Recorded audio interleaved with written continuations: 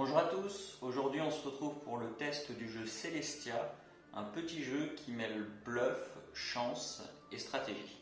Il a l'avantage de se jouer de 2 à 6 joueurs à partir de 8 ans et pour des parties d'environ 30 minutes. Dans la boîte vous retrouverez les 6 pions avec également des petits disques colorés pour vous remémorer quel joueur a pris quelle couleur.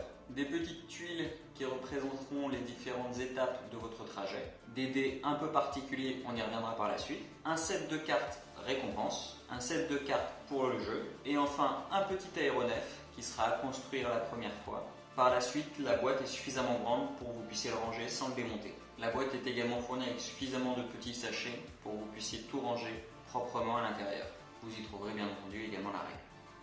Le but du jeu est relativement simple, c'est d'être le premier à atteindre 50 points. Pour obtenir des points, il faut faire avancer l'aéronef le plus loin possible et lorsque vous décidez de descendre l'aéronef, vous piochez la carte correspondante. Par exemple, si l'aéronef est ici que vous décidez de descendre, vous piochez une carte qui peut avoir 6 points minimum ou plus. Les premières cartes peuvent donc être supérieures à ce que vous espérez. À partir de 15, il n'y aura que des cartes à 15 ici, que des cartes invalas, que des cartes à 25 ici. Ces cartes-là ne sont normalement pas visibles, mais elles représentent l'ensemble des cartes que vous pourrez piocher ici. Je les ai donc disposées ainsi pour pouvoir vous les présenter. Au début de la partie, chaque joueur démarre avec 6 ou 8 cartes en fonction du nombre de joueurs. Donc là, pour une partie entre 4 et 6 joueurs, chacun aura 6 cartes. Pour les parties de 2 à 3 joueurs, chaque joueur disposera de 8 cartes. Chaque manche démarre par la mise en place de l'ensemble des joueurs dans l'aéronef. Un joueur est désigné capitaine de l'aéronef. Cela signifie qu'il ne pourra pas descendre de l'aéronef, à moins que celui-ci ne s'écrase. Imaginons que Vert est capitaine de l'aéronef, il faut donc qu'il aille à cette cité. Comme indiqué ici, il doit lancer 2 dés. Voici le résultat obtenu. La face blanche signifie qu'il n'a aucune carte à poser pour réussir l'épreuve. Ici, il lui faudra donc une carte comme ceci pour y arriver. Les dés ont donc 4 symboles différents en plus de la face blanche. L'épée, l'éclair, le corbeau et les nuages. Une fois le résultat de dés obtenu, donc ici épée et blanc, les autres joueurs décident de continuer ou descendre de l'aéronef. Ce sera au capitaine seulement de fournir le résultat des dés avec les cartes qu'il a en main. S'il peut, il est en obligation de jouer ces cartes. Les autres joueurs n'auront aucune carte à jouer. Imaginons ainsi que Bleu décide de descendre. Il récupère donc son pion et le repositionne devant lui et pioche une carte qu'il garde face cachée. Ici, il aura donc 2 points. Tous les autres joueurs décident de continuer.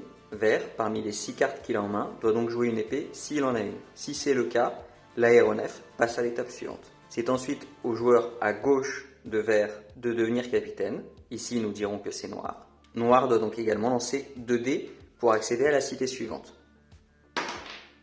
Bleu et blanc. Les joueurs décident donc de continuer ou de descendre.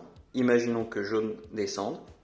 Il piochera ainsi une carte qui vaut également 2 points. Supposons que Noir ait dans sa main une carte nuage. Il avance donc l'aéronef et c'est au tour du joueur suivant, disons Rouge, de devenir capitaine. Rouge lance ainsi 2 dés. Il lui faudra donc une carte épée et une carte tonnerre. Les joueurs décident s'ils souhaitent descendre ou non de l'aéronef. Supposons que Violet descende. Il récupérera une carte. Ici, nous sommes donc sur une carte à 4 ou plus. Il a donc une carte à 4. Supposons que Vert et Noir décident de rester. Rouge, lui, y est obligé car il est capitaine. Rouge doit donc jouer ces cartes-là. Il se peut que Rouge n'ait pas ces cartes en main, auquel cas l'aéronef s'écrase et aucun des occupants ne récupère de cartes. Ainsi, les pions sont récupérés par les joueurs, l'aéronef repart au début et c'est au joueur suivant, disons Jaune, d'être capitaine. Un nouveau tour de jeu commence. Avant de démarrer le tour, chaque joueur piochera une carte équipement.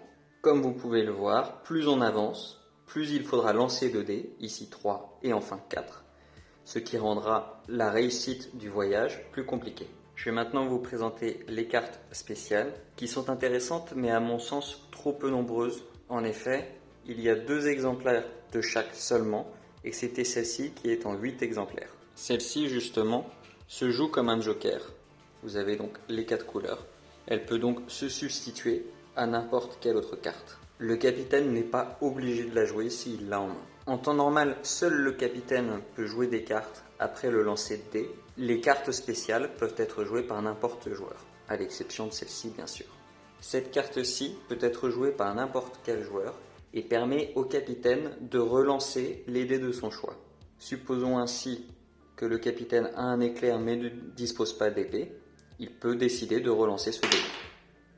Chance, il est tombé sur une face blanche, il lui suffira donc de jouer son éclair pour accéder à la cité suivante. Attention toutefois, cette carte se joue après que les joueurs aient décidé de rester ou descendre de l'aéronef, et leur décision ne pourra pas être modifiée suite au dé relancé.